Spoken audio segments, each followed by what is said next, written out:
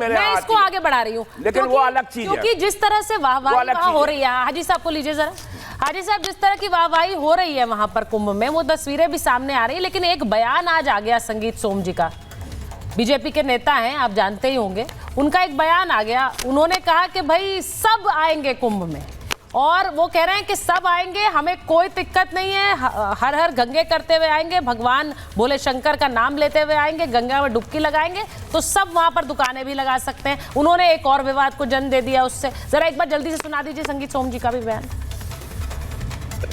देखिए, मैं हमेशा कहता हूँ कुछ मुस्लिमों का बैन नहीं लगाएंगे, ना लगना लगेगा, लेकिन पहले मुस्लिमों को आके गंगा जी में डुबकी लगानी चाहिए, शिव की उपासना करनी चाहिए, फिर वहां स्टॉल लगानी चाहिए। अगर वो इसके लिए तैयार हैं तो आए।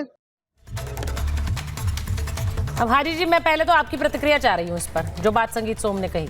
नहीं, देखिए इस तरह के एक हाजी जी। अच्छा, हाजी जी, मैं संगीत सोम को तो भाजपा भी सीरियस नहीं लेती, तो हम भी उन्हें सीरियस नहीं लेते। उनकी बात का मैं नहीं समझता कि उनकी बात पे मैं कोई जवाब दूं। मैं एक बात कहना चाहूँगा, जिस तरीके से कुंभ हो रहा है, ये सनातनियों भाइयों का और पूरे देश के लिए एक पर्व है, मगर इसे हाईजैक करने का काम भाजपा ने किया। अब सपा पार्टी कर रही है, सपा भी अब चाह रही है कि हम भी जो है, जो बीजेपी की हिंदुत्व की जो राजनीति है उस वाली पिच पे जाके हम भी बैटिंग करना शुरू कर दें। तो आप सारी पार्टियां जितनी भी हैं सब हिंदू हिंदू कर लीजिए, फिर तो सारे मुसलमान, सारे आप दलितों की बात करते हैं, आप ओबीसी की बात करते हैं, पीडीए की बात करते हैं, आप जो है सिखों की बात करते हैं, आप तो फिर सबको जो है, आप सबके त्योहारों में क्यों नहीं इतना योगदान देते? वहाँ पर तो आप कोई किसी तरीके का कोई इंतजाम नहीं करते, ना कोई पोस्टर, ना होर्डिंग। तो ये तुष्टीकरण की जो राजनीति, हिंदू तुष्टीकरण की जो राजनीति लगातार ये पॉलिटिकल पार्टियां कर रही हैं, ये दिखाती हैं कि मुसलमानों से कितनी नफरत कर रहे हैं। आप बताइए, किसी भी साधु संत की ये भाषा हो सकती है कि वहां पर आइए, पहले गंगा मैया की जय बोलिए, आप आइए उसमें जो है नहाइए उसमें जमुना में। अरे भैया, आप क्या करना चाह रहे हैं? व्यक्ति है भाई, वो साधु संत तो है ही नहीं, संगीत सोम है, नहाए जाए, कुछ करे, हमें कोई दिक्कत नहीं है। मगर जो इस तरीके की बात थोप देना, एक आइडियोलॉजी पूरे देश के ऊपर थोप देना, हमारा देश कॉन्स्टिट्यूशन जो हमारा संविधान है वो सेकुलर है। अरे भाटी जी, वो कह रहे हैं आप कंपटीशन कर रहे हैं भाई। सिद्धार्थ जी जो ये बात कह रहे हैं, वो कह रहे हैं कंपटीशन चल रहा है हिंदू, क्योंकि अब महाकुंभ है और महाकुंभ में हिंदू एकता का एक समागम है, तो बीजेपी के साथ कंपटीशन में उतर गई है अखिलेश जी की पार्टी, क्योंकि हिंदू वोट बटोरना है सबको। सिद्धार्थ जी देखिए, नहीं सुचारता, मेरी बात तो पूरी होने दीजिए। सुचारता जी, मैं मानता हूं कि मैडम आपने सबको इतना समय दिया, मेरे को मैं आ रही हूं। हाजी जी एक मिनट उनका रिएक्शन इस पे लूं, फिर आ रही हूं। बोलिए सिद्धार्थ जी, बोलिए जी। वो हाजी जी गलत नाराज हो रहे हैं भाटी जी से। भाटी जी ने इतना गलत नहीं करा, उनकी पार्टी हमेशा ही खड़ी रही। कब हिंदुओं की बात करी उन्होंने? हाजी जी, आप गलत मत उनको आरोपित करिए, वो हमेशा से आप ही की बात करते थे, हमेशा से। और उन्हें हमेशा पूरा एक सूरमा बन के निकले, तुष्टीकरण के सूरमा बन के निकले कि कैसे अपीजमेंट की पॉलिटिक्स की जाए। तो इसलिए अब आप आज उनको खड़गरे में और बीच अधर में छोड़ जाएंगे, हो सकता है आपका कुछ राजनीतिक हित हो। पर मैं तो एक बात बोलना चाहता हूं सुचारता जी, ऐसा क्यों होता है कि आज जो तलखी भाटी जी दिखा रहे हैं, या जो विवेक जी तलखी दिखा रहे हैं, या जितना गुस्सा है, आक्रोश है, यह हमेशा डिबेट पे किसी साधु संत के साथ होता है। मैंने कभी नहीं देखा किसी मौलाना को ऐसे कटघरे में खड़ा करते हुए और कहते हुए कि ये राजनीतिक व्यक्ति है, ये मौलाना राजनीतिक बात कर रहा है। वो मौलाना किसी और भी पंथ का कोई भी व्यक्ति, वो कोई भी खड़ा हो, वो उसको कभी नहीं कटघरे में खड़ा करेंगे। पर भाटी जी आज बड़ा कह रहे हैं कि ये संत नहीं है, ये ऐसे है। अरे आप ऐसे हो, ऐसा नहीं कहना चाहिए, ये पहली बात। दूसरी बात, मैं एक और बात कहना चाहता हूँ, 2013 के महाकुंभ की बात जी, और इसीलिए आज विवेक जी और भाटी जी जैसे लोग एक नैरेटिव बिल्डिंग करके ये दिखाना चाहें कि भाई तब का कुंभ तो बहुत अच्छा था। तो मैं 4 बात पढ़ देता हूं। कैग की रिपोर्ट में क्या लिखा था सुचारता जी?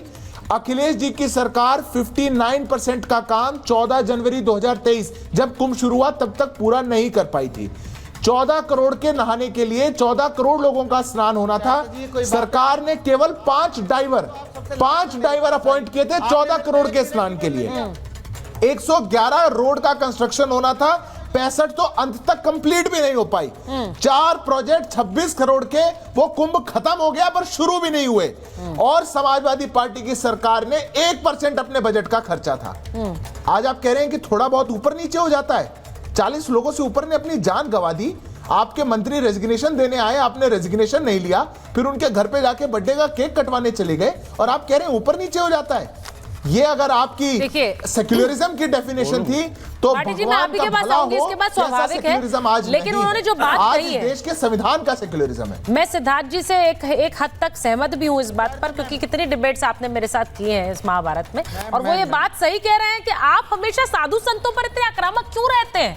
उनका भी एक मत है, वो उस मत को रख रहे हैं। अब जैसा मैंने कहा कि वहां पर स्वामी रविंद्रपुरी जी कह रहे हैं कि मुलायम जी की क्यों मूर्ति लगाई है, तो वो अखाड़ा परिषद के अध्यक्ष हैं, उन्हें भी आप सियासी मानेंगे क्या? वो आपकी पार्टी पर ही हमला कर रहे हैं। देखिए, हमारे लिए निष्पक्षता का इससे बड़ा प्रमाण पत्र क्या होगा कि हाजी जी कह रहे हैं हम हिंदुओं के लिए काम करते हैं और सिद्धार्थ जी कह रहे हैं हम मुसलमानों के लिए काम करते हैं। इसका मतलब हम दोनों के लिए काम करते हैं, और सच्चाई भी यही है। हम काम में, अपनी विचारधारा में, अपने कार्यक्रम वाह, में वाह, वाह, भाटी हिंदू जी, मुसलमान बिल्कुल भी देखते ही नहीं है। हम भारतीय नागरिकों के लिए काम करते हैं। खराब हिंदू करेगा हम उसका विरोध करेंगे, पर भाटी जी, खराब इसका मुसलमान नुकसान करेगा हम होगा। उसका विरोध इसका करेंगे। नुकसान होगा, हिंदू कहेगा। दूसरी बात सुचरिता जी, नुकसान वोट में होगा। जो आपने सवाल पूछा वोट के लिए काम कि हम मौलानाओं को क्यों नहीं टोकते, हाँ।